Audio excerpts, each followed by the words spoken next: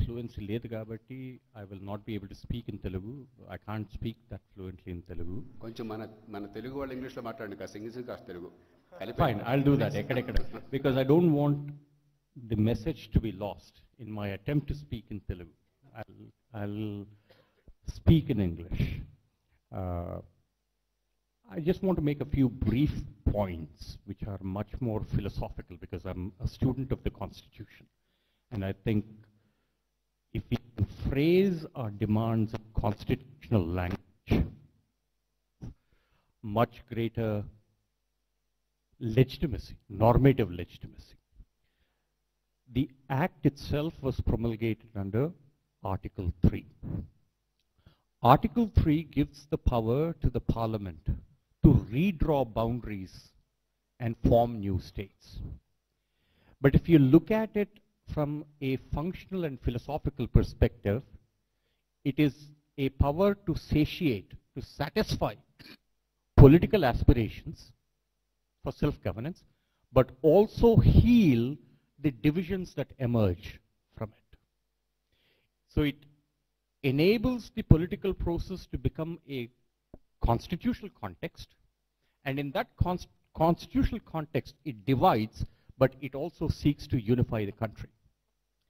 So this particular AP Reorganization Act, when we view it from a constitutional context, it assumes a much greater sanctity than a normal act enacted by the Parliament under Section 240, Article 245 or 246. In fact, Supreme Court has recognized this, and it has said that this particular legislation that emanates out of the Parliament is of paramount power. It may not be one of amendment of a constitution under 368.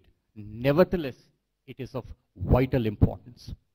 Hence, when we look through the clauses, let us look at the language, let us look at the promises made therein as a promise of the nation via the Parliament to divide but also to heal. So many of the promises made to both the states, Telangana as well as Andhra, was a promise made by the Parliament, the supreme legislative body, to heal so that both the states can move forward. The division has occurred. That paramount power has been exercised. Now the question is, the promises made by that paramount power, they need to be implemented. So while we may, of course, pragmatically we need to prioritize what are the things we need done now and over a period of time. But we always need to bear this in mind, that the wisdom of the Parliament in making those promises and the promises made in that process have to be given that entity. So when we make that demand that these promises have to be kept, let us make sure that we make these demands in that constitutional language, because the Constitution itself provides that kind of moral worth, that kind of constitutional weight. Remember, the preamble's promises, apart from equality, liberty, and justice, it also promises dignity of the individual and groups of them via Article 39 and 38. It promises that the governance should be in order for fraternity. And when all of these have been to some degree or the other perceived have been squelched political process, but once it becomes a constitutional process of division and healing process, then those promises have to be kept, have to be considered absolutely of great sanctity in the constitutional process. Make no mistake about it. The second point I want to make is, constitutional interpretation, while the word shall immediately connotes an immediate urgency of thing, may does not imply the discretion not to do it. Okay? May under circumstances also has to be treated as shall. This is the nature of constitutional interpretation itself.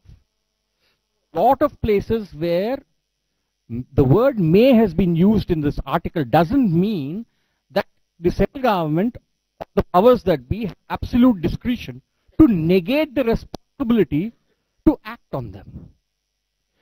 For instance, may this, the central government may do something. The central government may, for instance, examine the feasibility. Take the word. In this context, given the context to divide as well as to examine, go looking for excuses not to do. It should actually be a proactive and a morally imperative action to do all that is possible to ensure that these promises are kept. Now, a simple example is establishment of a high court. Establishment of a high court. As a state of certain numbers and of geographic importance and of historic importance, the promise of establishment of a new high court in extremely important one. There are, of course, inka vere good unnai, but I'm just giving you an example. Should it have taken 4 years? Post 300 crores. Established the high court. Ippudu kuda maatladedi enti? We are only talking about a temporary building because we can't allocate 300 crores. Are we saying that the central government or powers that be, which have spent thousands and thousands of crores on publicity, can't allocate 300 crores for the starting rapidly of a high court, establishing a high court rapidly, place which is given one of the greatest jurists this country has ever seen. Barrow is that area. How dare people neglect the moral purport of these things? Meeru schedule 13 తీసుకోండి. Examine the feasibility annappudu, you have not even begun the real process of examining the feasibility. Where is the urgency? 4 ఏళ్ల తర్వాత ఇంకా చేస్తాం. You can't create illusions and heal. Okay? The power to heal that the parliament has granted the central government is for to heal as soon as possible. It can't be delayed. There's a moral urgency to it.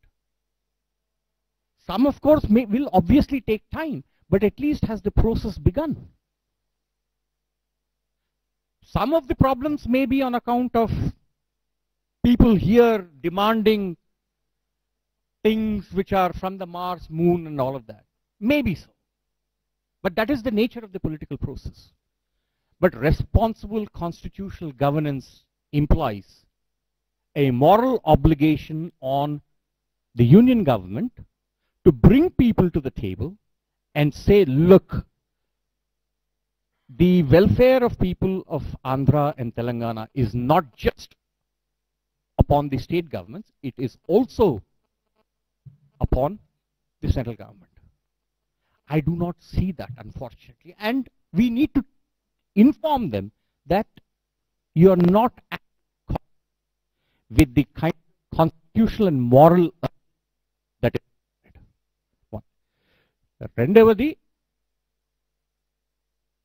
one of the problems erstwhile state of AP was that a lot of promises made, and it was felt that those promises were not kept. Because a lot of these promises relate to a fundamental sense of self as a person, as a part of a group, and as a group that belongs in a nation. When you delay the delivery of those promises, you end up telling those groups of people, that the nation doesn't really care about you as much. Okay? To turn around and constantly say that people who are demanding what the law grants for them is somehow anti-national is a deliberate distortion of both the political process, the democratic processes, and the constitutional matrix itself. In fact, you, like Marx had said about Hegel, you've literally turned it topsy-turvy. Okay? So, the demand by people of Telangana and of Andhra to ensure that justice and this power to heal be implemented urgently is not against the nation. It is actually asking the nation to go hold good on its promise. It's as simple as that. So, when you do your fact-finding, when you come up with your normative recommendations and also critiques, always bear this in mind. And when we do the fact-finding. When we do the fact-finding. I was supposed to be more of an advisor, but there are a lot of people who have much greater expertise about financial transfers between center and state. There are a lot of complications there. Broadly speaking, oka platform, I agree, and to put it on in that constitutional language, because that power was granted with a great deal of deliberation in Constituent Assembly. And it was a power of nation building. And the promises made in that act, hence, are promises made for the purpose of building the nation. It is not just building Andhra, or it is not just building Telangana. With that, I take leave. Thank you. Undavalli gariki mana chance me intervention తర్వాత